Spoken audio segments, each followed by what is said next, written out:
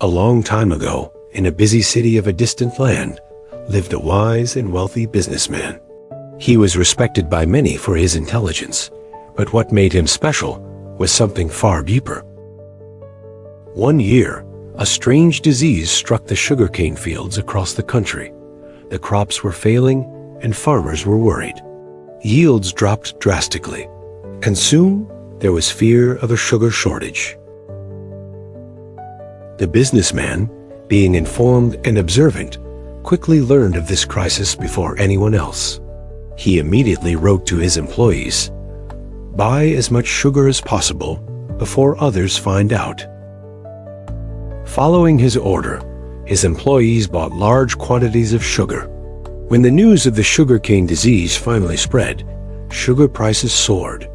The businessman and his employees sold the sugar at high prices and made a massive profit of 30,000 dirhams. The businessman returned home, but his conscience still troubled him. "They didn't take it only because they respected me, but still, I unfairly gained this money. I cannot rest until it is returned."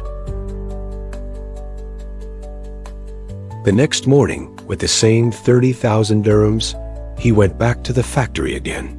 This time, he pleaded, "Please take this money, I beg you. I will never feel peace until you do." The sugar manufacturer listened quietly. Touched by the businessman's honesty, he smiled and said, "You are a noble man. We gift this money to you. We will not take it back."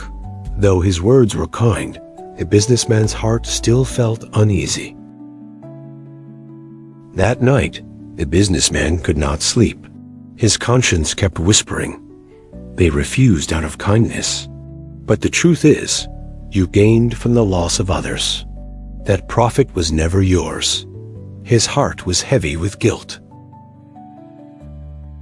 At dawn, the businessman returned to the sugar manufacturer with the same 30,000 dirhams.